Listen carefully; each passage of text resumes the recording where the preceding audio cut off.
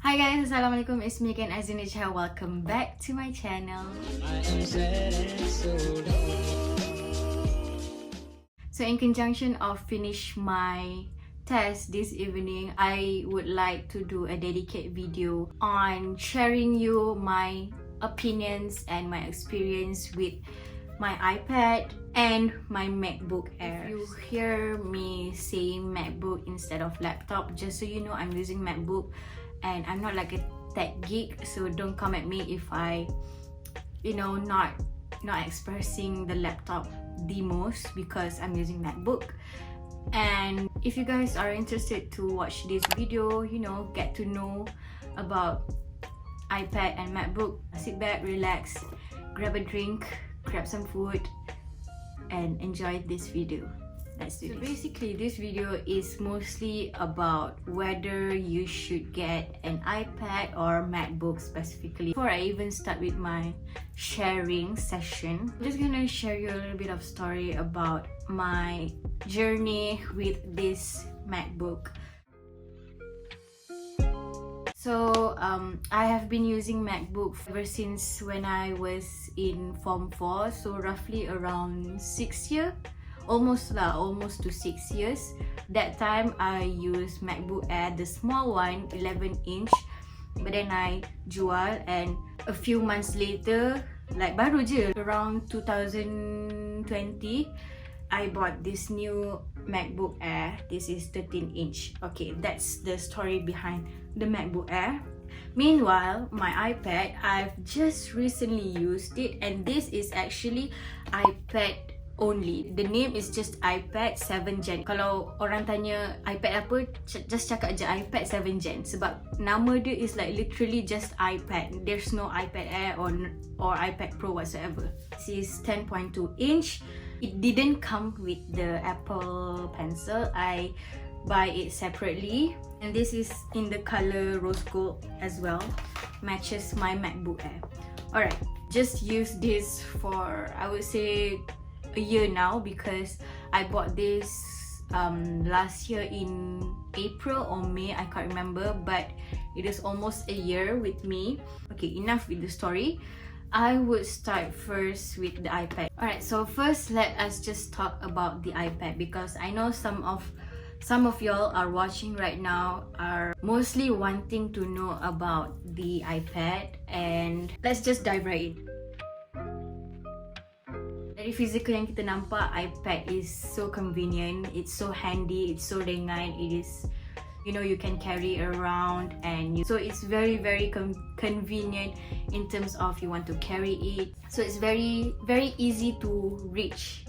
But then there are some minor effects about having an iPad. Don't get me wrong, maybe the iPad that I've used is quite old, but I mean, you guys can also get the iPad Pro because it's so much easier, lagi best, and it is worth every penny that you pay, because this iPad, the camera is not that good quality, I would say, because like, come on, it's iPad. And actually this iPad is the lowest price range on the market at that time. So nak bandingkan dengan iPad lain, iPad ni paling murah, which is why I get it, because masa tu I don't have my MacBook, I don't have any iPad whatsoever, just my phone. So it's very hard for me to study, so instead of, yelah, sebab memang I nak cari MacBook, but it's a lot of money, so instead of splurge on too much money, why not if I just take it slow. So I just bought an iPad. So this is the point where I want to share with you guys the downside of having an iPad. First of all, it is very hard for some of us. I would not say all of us, because some of us boleh adapt with this culture, with this iPad culture, sebab bukan dia yang nak kena faham kita yang nak kena faham dia, macam tu. So because I've already terbiasa dengan MacBook, I find it quite hard to get along with iPad, especially when I want to do work like words ke document or Excel or presentation or whatnot. it's very hard, especially if you don't have any keyboard with you, because this keyboard itself and the Apple Pencil itself sold separately. So kalau you nak keyboard, you kena bayar lagi. So macam tu lah. So by the time when I was doing my assignments, it is very, I'm being brutally honest with you guys, the first several months, I'm not gonna lie, it is very hard for you try to get the environment of an iPad, because I honestly cannot do my assignments. Like, I try my best to do it, but I cannot. I end up pinjam my mom's punya MacBook. So I did bought a Bluetooth keyboard, but again, it doesn't seem quite, I would say dia tak sama macam laptop. Faham tak? Sebab when it comes to, you know, like benda-benda yang perlukan banyak sangat gadget ni, I find it's quite trouble, you know, dia macam menyusahkan. I also tried the iPad as well when I was sitting for my final exam, and I'm not gonna lie, nak letak table je, it takes for like probably like 10 minutes to just put the table itself, because I took accounting, so I need to do like a lot of tables and numbers and whatnot. So table dia sahaja, like it is so hard, especially dekat SL tu, I nak letak table dia pun macam, ya Allah, payah sangat. Padahal nak letak table je. Like if you do it on the laptop, like it takes like probably like few seconds to do it, but on iPad itself, it is very hard. I don't know if y'all like me, but to me, my experience is like that. So dah lah masa tu final exam, so I dah habiskan banyak masa I untuk just adjust the table itself. Like, my goodness, it's unbelievable. It's quite frustrating a few months, you know, first, especially first timer as like me, because I'm a first timer having an iPad and whatnot. So dia macam a bit challenging lah for me. So it takes time, you know, like you bukannya macam dapat terus macam boleh adapt dengan iPad, no. Unless if you're using an iPad before, that's totally fine. But if you are like beginner, you baru lagi dengan iPad ni, you really want to know about iPad, you really want to buy, but you don't know how to start, then I would suggest you guys try to explore on YouTube first. Tengok macam mana diorang, you know, do the setup things, macam nak letak words, nak buat Excel, nak buat presentation, nak drawing, whatsoever. Try to explore internet first, then you can buy your iPad. It is more convenient when you have the Apple Pencil lah. Mudah untuk kita, you know, get the precision point, you know, like specific point to get an Apple Pencil, so it's easy for you to, you know, tap wherever you want to. And then apa lagi that is just my downside experience with an iPad, but right now I have no complaints. I enjoy wearing an iPad. One thing that I like about an iPad is that dia save environment. It save the paper cost, the paper printer cost, whatever lah. And I am the kind of person yang tak suka banyak kertas. The less the better. So might as well just get an iPad and, you know, just jot down dari situ. And if you nak refer balik, you can always refer to the slides already saved with the notes that you have already jot down. So notes saya semua dekat dalam file, so in my iPad. So these are my files, and these are all my core subjects. So semua ni ada notes, you know, things like that. Boleh buat macam-macam dengan iPad ni. You can even edit your video, you can draw. So this is what I drew the other day, but this is what I drew. It is, you know, just to sketch a little bit, asahkan bakat tu sikit.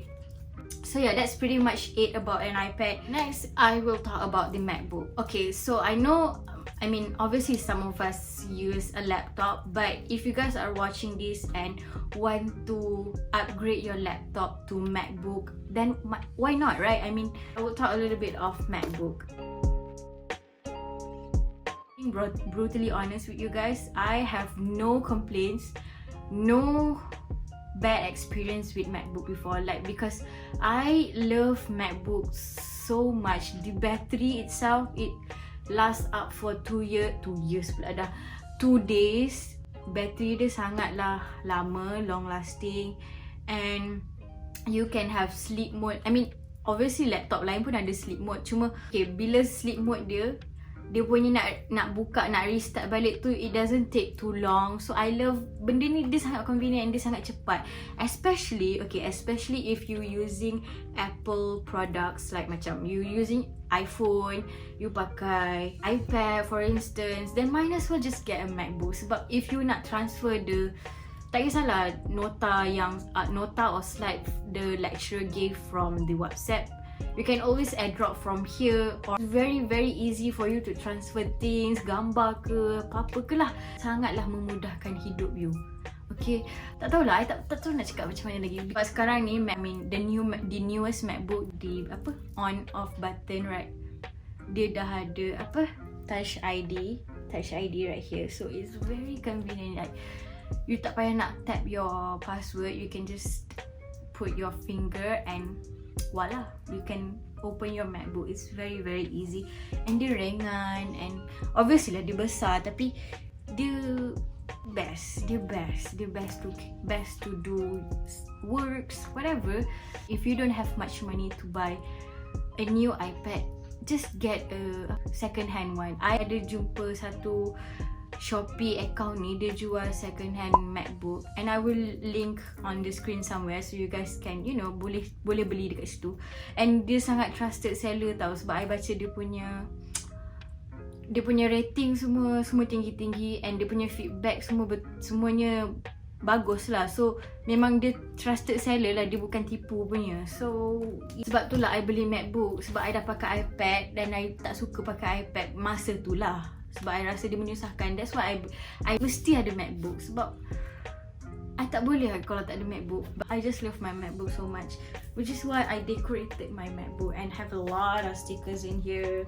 Asli, Ikari, this is my AK Atishahan, and Velvet Vanity, this is my business Lawa.KL, Antidote, The Neighborhood, you know, things like that. I know what, just to get a MacBook, don't get an iPad. But if you already have MacBook, then might as well just get an iPad, sebab iPad pun convenient as well. So at the end of the day, it is totally up to you. It is totally depends on your budget, and depends on your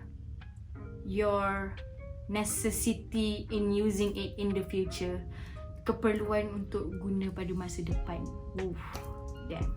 Using laptop and you want to upgrade to MacBook, I guarantee hidup you tambah lagi senang, ya Allah. Okay, tapi adalah downside dia sikit, just a little bit. I think the downside is just the Thunderbolt, because they using USB-C.